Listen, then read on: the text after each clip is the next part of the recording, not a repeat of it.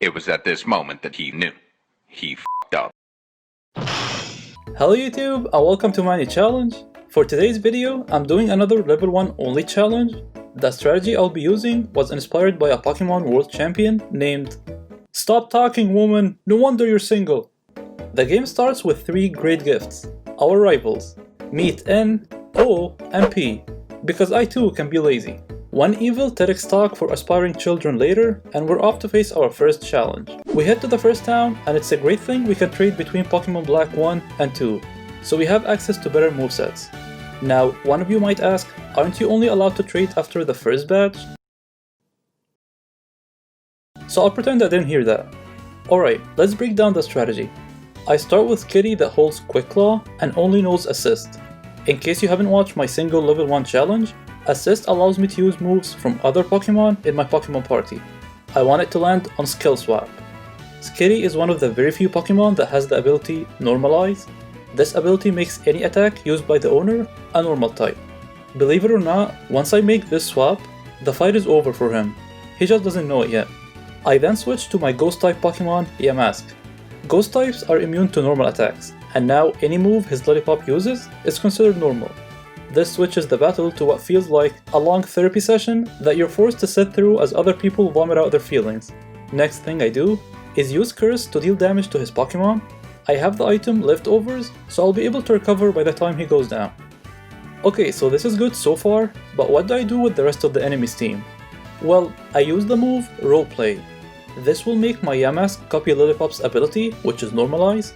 Now I have it, all I need is a way to apply it. This is when Trick Room and Skill Swap comes in. I wait for the enemy to go down, but I have to make sure before they die, I use Trick Room. This way, when the next opponent switches in, I get to go first and use Skill Swap. Now his second Pokemon also have Normalize, I go for Roleplay again to get it back, and I can keep on doing that over and over. Now, I would be praising myself for how much of a modest genius I am if it weren't for the fact that 1. I had to record my audio twice because my mic wasn't on the first time, and 2. I didn't come up with this strategy. This strategy was done by a previous Pokemon World Champion, Wolfey. It was in a double battle, and I will add a link to it in the description. I decided to see if I can apply it in a single battle versus highly intelligent opponents like bug catchers and this guy. So where was I? Oh yeah, the genius thing. When I was testing this strategy, I expected the AI to switch out, because they do that in Gen 4, and I've had it happen in Pokemon Black 2 when I did my level 1 Shedinja's only challenge. But that wasn't the case, so I'll take it. Come on Nintendo, at least come up with new puns. We seduce this girl to her bedroom, get high with random strangers, normal kid-friendly stuff, and then head on to the next town. Double battles can be annoying, so we get 3 of them.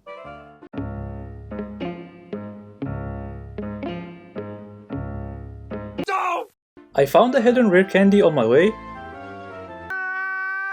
I'm no expert, but if you have the option to choose any place to be your gym, and you decided underneath a hidden library masquerading as a museum, you're probably depressed.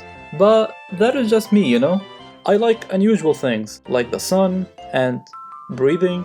If Lenora did suffer from depression, this fight did not do her any good. There is nothing worse than watching your Pokemon go down to a sleeping level 1 ghost Pokemon while a trainer is throwing Pokeballs at you. But in my defense, they were healing balls.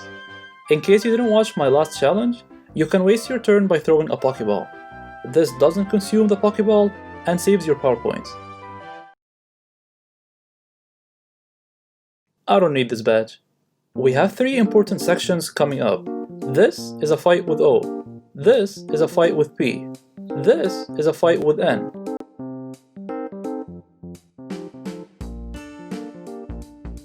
Am I a joke to you? Next comes a gym leader that makes Whitney seem like a saint. I paralyze her Emolga with its own static. Huh, sucks, doesn't it? You one mistake of a Pokemon. Elsa could have been a problem with her priority move, Quick Attack, because as soon as her second Emolga switches in, it can take me down before I can get a chance to swap abilities. But since I'm a ghost Pokemon, we're safe. In fact, there are 10 high priority attacking moves, and out of all of these moves, I have to watch out for exactly 3. Bullet Punch, Ice Shard, and Shadow Sneak, because they're not normal types, and they will take me down if I happen to encounter a Pokemon with one of them. But we're never gonna get those, no one is that unlucky. right? Not once did I know what I was doing here. This is it. This is the look for me. There are two things that never change no matter how hard I try. My sub count and Clay's crocodile always going for torment. He also gets me confused, so I found it easier to just throw Pokeballs at him until he goes down. This is actually better in most cases since I save power points. I just make sure Trick Room is up before the next Pokemon and the rest is easy. There is also a few things that go well for me. First of all, if I attack myself in confusion, Torment doesn't count, so I can reuse the same move again. This could have been a problem otherwise. Second, Confusion's counter doesn't apply on turns that I throw Pokeballs on, so I don't get confused multiple times, and I can hold off the turn that I will snap out of confusion as long as I want.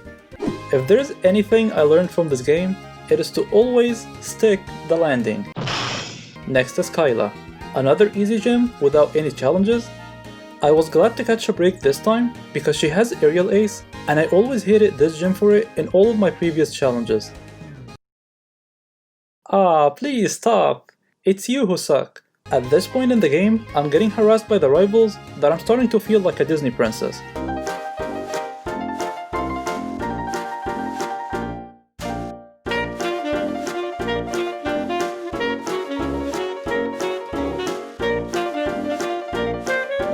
The weird thing about the AI's decision making is that it can clearly tell when it won't be able to attack me. It will always go for status inflecting moves over attacking moves, yet it will never swap. I can't tell exactly what did they change in the algorithm that made it act this way, but I know for a fact that in Gym 4, the AI swaps in this case.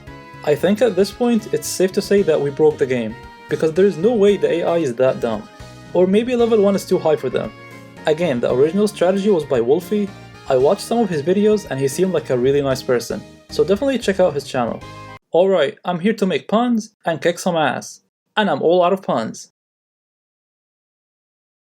It was at this moment that he After a very long, non-stop chat with the gym leaders that made my mom seem like a silent introvert, we did some more talking and then decided to continue somewhere else.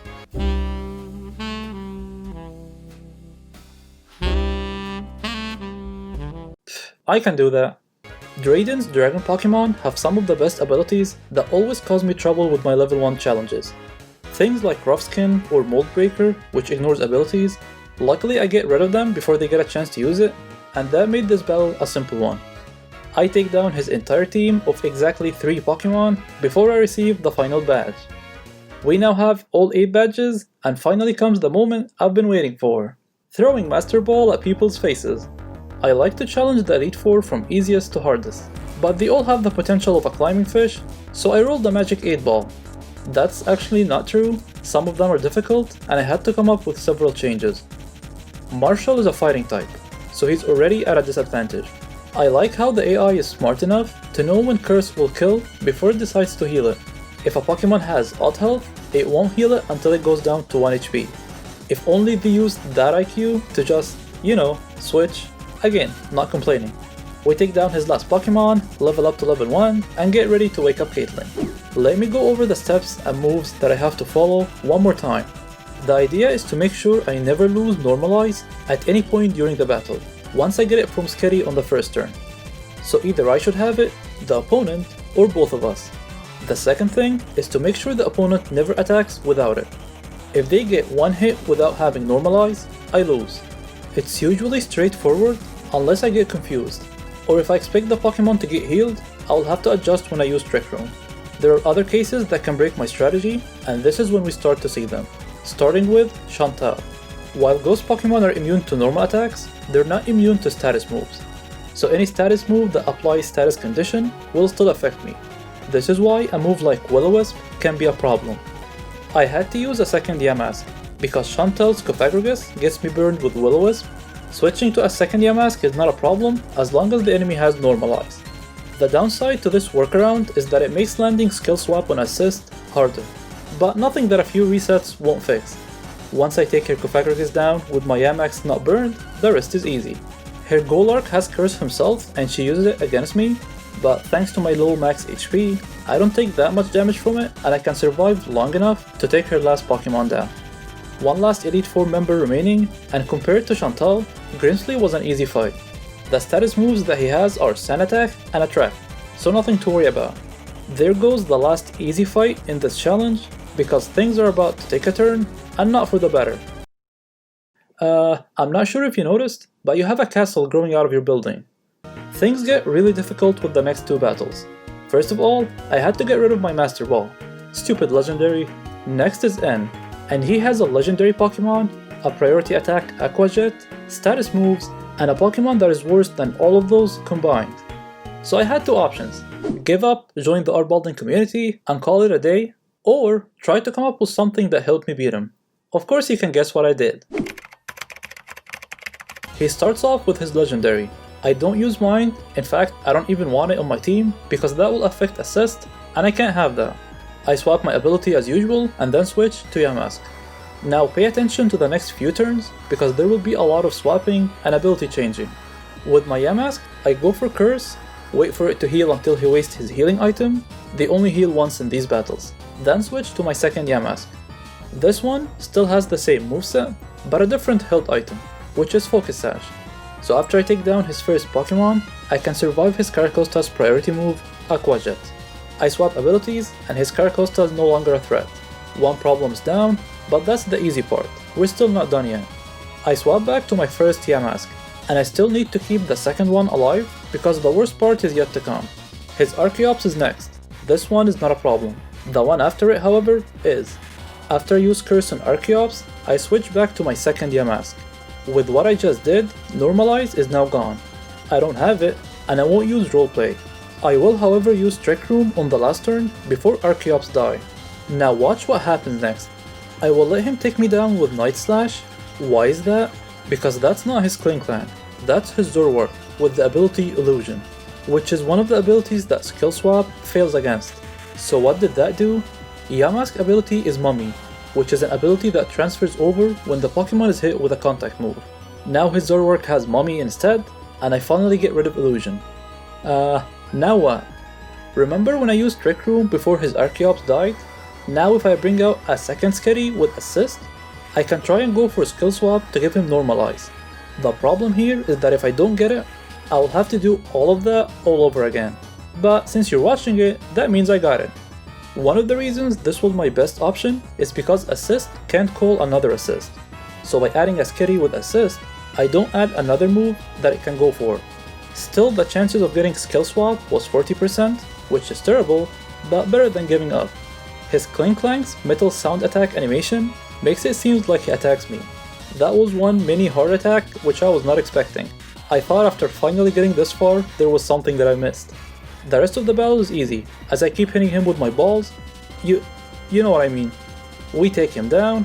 Are you not entertained? And now you can't unsee that. It turns out that the guy with an evil eye, evil hair, evil wardrobe is evil, so we still have one more fight.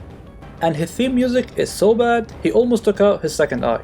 Gets's fight is also a challenge. You would think I would at least catch a break with this one, but nope, his Cofagrigus has Toxic, and if my main Yamask gets it, it's over. Luckily, there is a way to play around it. I noticed he doesn't use Toxic twice in a row if a Pokemon is already poisoned, so at least the AI was smart about that, so switching each turn was fine. Only one Yamask gets poisoned, and I'm okay with that.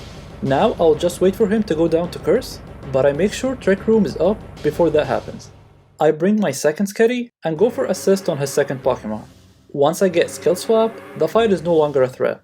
He doesn't have anything else that can attack me or inflict a status condition. I take down his Hydreigon, Electros, Bisharp, Bouffalant, and he kept Seismitoad last, so one last Pokeball. I did a full battle versus Alder. Feel free to check it if you like to watch the full battles. I hope you enjoyed this challenge, and see you guys next time. Oh my god, there's two of them!